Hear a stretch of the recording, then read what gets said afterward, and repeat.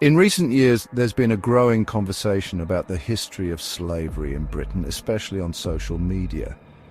Many people are asking, were there slaves in Britain during the 1700s and 1800s? The answer is a little more complex than a simple yes or no, and it's crucial to separate myths from historical facts.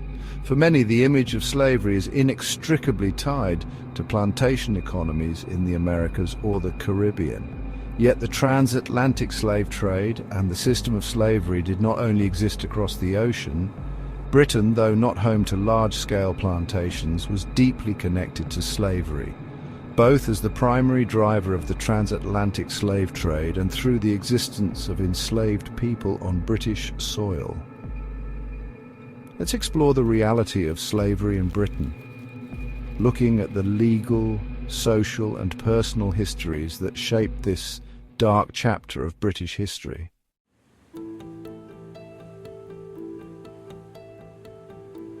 While Britain didn't have the same plantation-based system of slavery that thrived in the American South or the Caribbean, its role in the transatlantic slave trade was undeniable.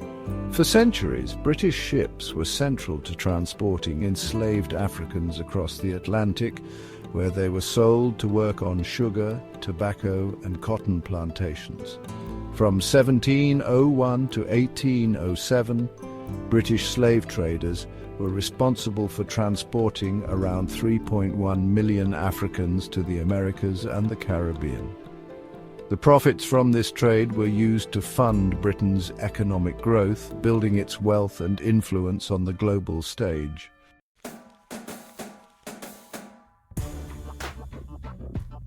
But what about slavery on British soil?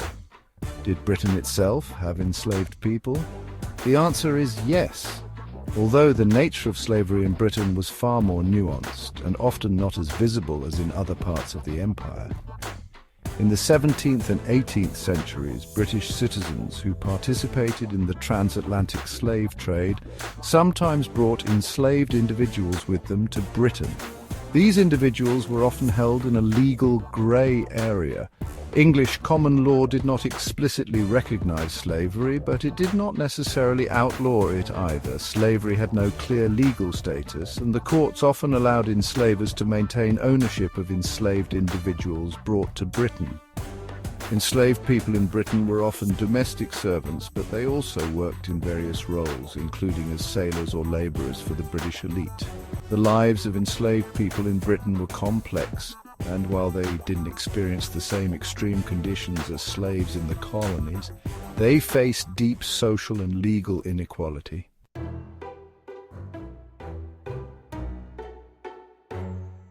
One of the most famous examples of an enslaved individual in Britain is James Somerset, an African man who was brought to London in the 18th century. Somerset was initially enslaved by his owner, Charles Stewart, a customs official. When Somerset attempted to escape, he was caught and faced being sold to a plantation in Jamaica. Somerset's case became a critical moment in British legal history. In 1772, his case was heard in the Court of King's Bench under Lord Mansfield. The case became a symbol of the growing movement against slavery, as his legal team argued that slavery had no basis in English law. Lord Mansfield ruled that enslaved people in Britain could not be forcibly sent abroad against their will. This case didn't immediately abolish slavery, but it set an important precedent that slavery had no legal standing in England itself. Somerset was freed, and this case became a turning point in the fight for abolition.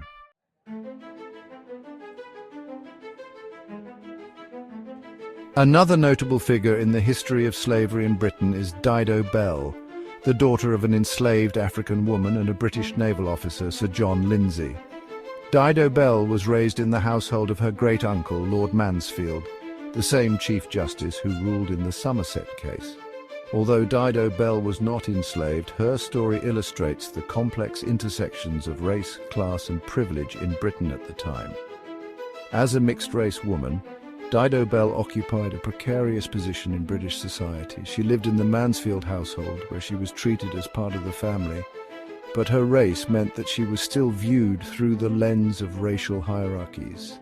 Dido's life reveals that the boundaries between slavery, freedom and privilege were not always clear-cut, even within Britain's elite circles. Her story offers an example of how the legacies of slavery in Britain were not just confined to the working classes, but extended to the upper echelons of society as well.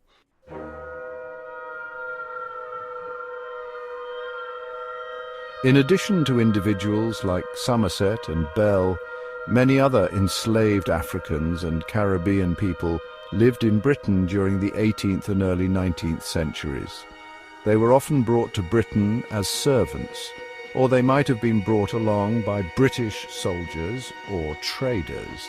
In fact, a report in 1772 estimated that there were around 14,000 enslaved Africans in Britain, though the actual number could have been higher. Enslaved people often found themselves in British cities like London, Bristol and Liverpool, which were major centres of trade.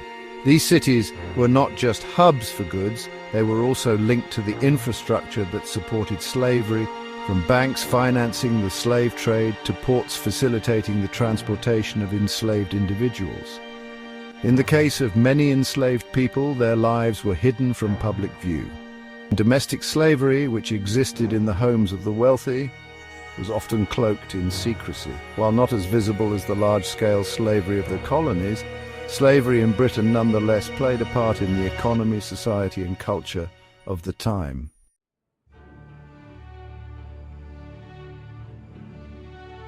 The movement to abolish slavery in Britain gained momentum in the late 18th century. Abolitionists, including figures like Granville Sharp, Thomas Clarkson and William Wilberforce, fought tirelessly to end Britain's participation in the slave trade. Public outcry, fueled by slave narratives and increasing awareness of the inhumanity of the system, led to significant legal changes. In 1807, Britain passed the Act for the Abolition of the Slave Trade, which ended the transatlantic slave trade but did not immediately free slaves in the colonies. The next major step came in 1833 with the Slavery Abolition Act, which emancipated all enslaved people within the British Empire. While this was a momentous victory, it is important to note that this act did not fully abolish slavery around the world. Slavery continued in places like the United States until the 1860s.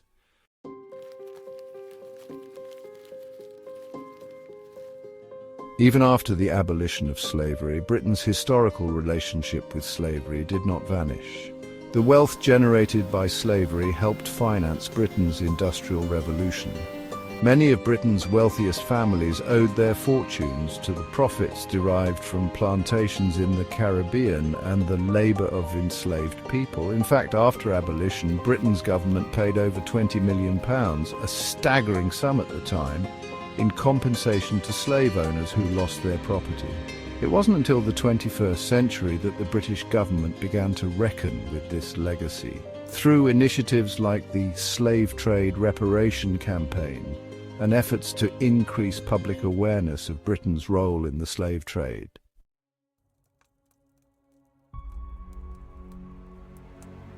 Understanding the history of slavery in Britain is more important than ever. Despite Britain's early role in the abolition of the slave trade, the country's prosperity during the 18th and 19th centuries was, in part, built on the suffering of enslaved Africans and Caribbean people. The legacy of that period continues to influence racial and social dynamics in Britain today.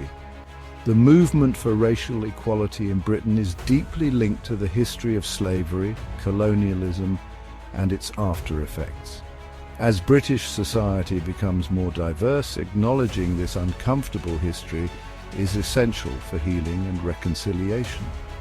By acknowledging and confronting these truths, we can have more meaningful conversations about race, justice, and equality in modern society. So, to answer the question, yes, there were enslaved people in Britain during the 1700s and 1800s. Their experiences may have been different from those of enslaved people in the colonies, but they were no less significant.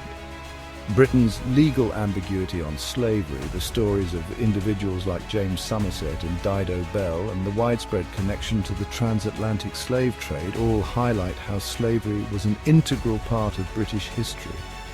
Understanding this history is crucial not just for looking back, but for shaping a more inclusive and just future. By acknowledging the role of slavery in shaping Britain, we can begin to address its legacy and work toward a more equitable society.